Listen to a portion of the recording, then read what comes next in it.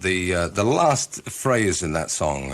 Some people might say that that is a sexist remark. Yeah, what happened was two ladies in Southampton sent a badge to me, and the actual expression I thought was amusing, and I thought it was good. And let's face it, it's a male and female situation to lie to get what they want.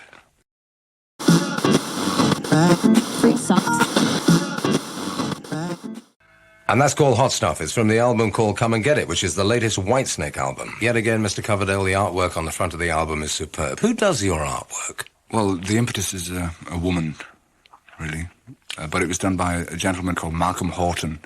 The mouth of the snake is being painted out for America.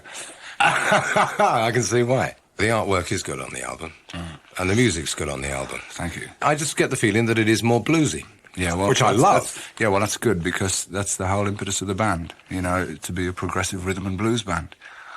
The music we write is emotional content, physical and emotional, and what better word than blues to do it. How are you tuning yourself up for the tour? Because the tour's pretty extensive. Well, I've just been to a place called Chubby's, which is a health farm in Hertfordshire, for physical therapy. I did my leg in just before Christmas, the right leg, and I can't throw body swerves as adequately as I used to. But, like, this health farm has really helped me out. I had 5-pound weights on each ankle, and I was doing a lot of exercises to get the leg back together, because I don't want to change what I feel naturally to perform in concert, straight as it sounds. You do work very, very hard on stage, don't you? Yeah, it's very, very, very physical, what goes on. How much rehearsal does the whole band put in? Very little, as a matter of fact. There's a definite structure when we rehearse.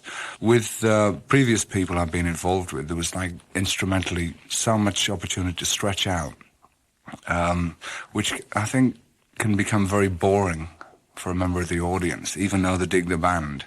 And what we try to do with Whitesnake is to incorporate that showing off as musicians or whatever within the context of a song, rather than have a 20-minute display of virtuosity.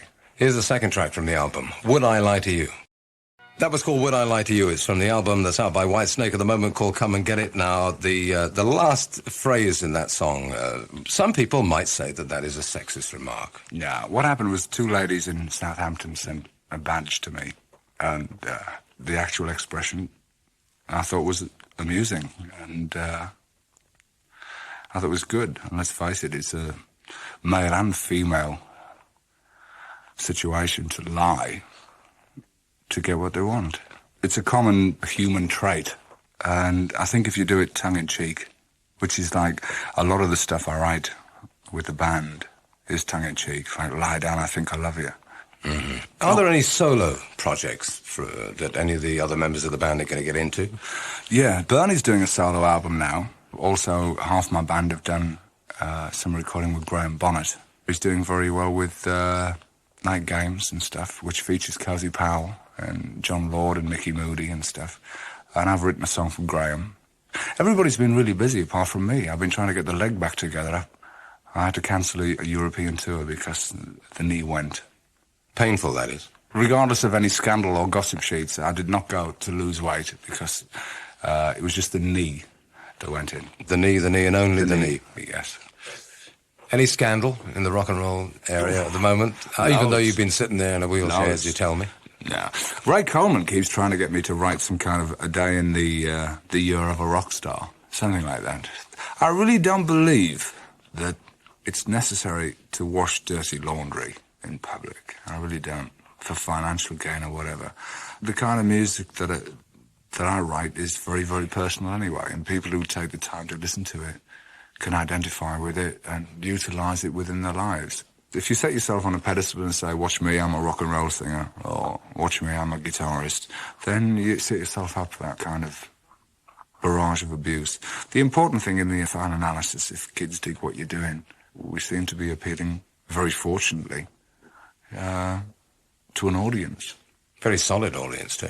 Very loyal. The best choir in the country. On the live album, we sort of mic'd the audience, completely as if it was a recording session.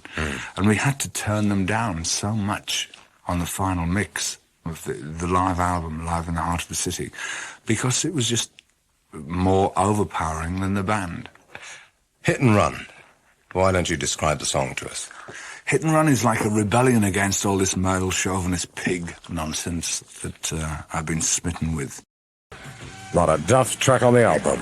Whitesnake, their latest album, which is called Come and Get It, and thousands will, I'm sure. Talking about the tour, I've got some of the tour dates in front of me.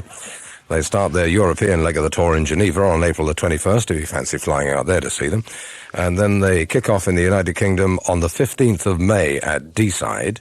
And then they do Leeds and Bingley. They do Glasgow, Newcastle, or if you like the BBC I can't even say pronunciation. BBC pronunciation, Newcastle. Leicester, Hammersmith, Southampton, St. Austell. And the word is that they will be at the Monsters of Rock Festival as well, but I don't know whether that's confirmed or not.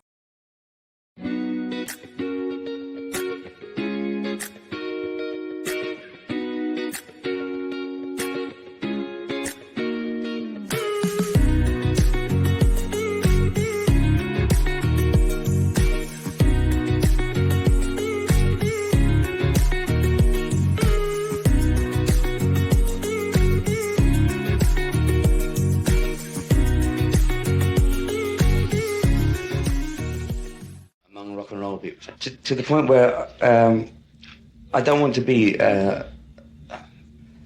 you saw me on stage. I've just done what I do best. And what you do best is you get out there as a member of a unit, and while you're out there, you're happy doing it. Dad. But by the same token, there have been things that you have done, Ashton, Paice and Lord, which have been better vehicles for you as a front man. Is there any solo involvement that you're doing? Yeah, I'm doing a solo album next month, actually, which will be out next year. And I have this awful vision of everyone going, oh, yeah, oh, another solo project. I think it'll be quite exciting and something a bit different. I think it'll also be quite commercial and friendly. But I have this difficulty with the role of a keyboard player.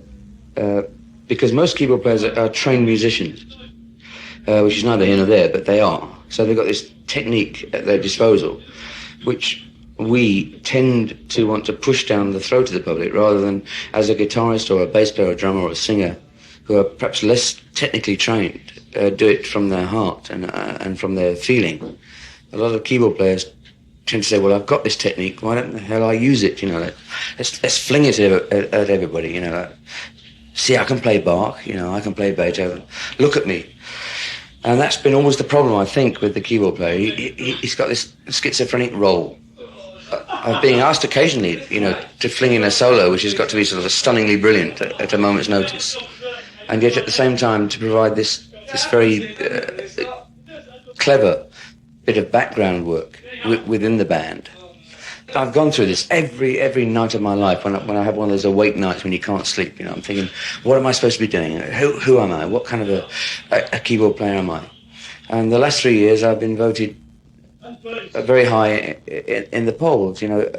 Thank everybody who voted for me.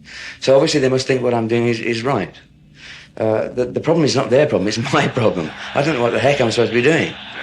Do you ever see the day when you might take the expertise that you have and compose something that somebody could then transpose to the guitar? I've spent the last few years of my life trying to do that, in actual fact. I wrote that thing for Deep Purple, the concerto thing, which was beautifully naive. I mean, I really didn't know what the heck I was doing. I was just sitting at home saying, oh, yes, I can do this. I don't know. I really don't know, love. All I know is that at this particular moment in time, what I'm doing in Whitesnake, I've never been so happy in my life. John, of all the things that you've recorded, which is your favourite? I made a solo album called Saraband, which has a large place in my heart, which I'm actually, I think, more proud of than anything I've ever done. But in the terms of rock and roll, I would say Machine Head was one of the best rock and roll albums of its time, and I was proud to be in there with it. But I, at this moment of time, would like to play something from obviously something that was much more, if you like, your ultimate creation, La Saraband.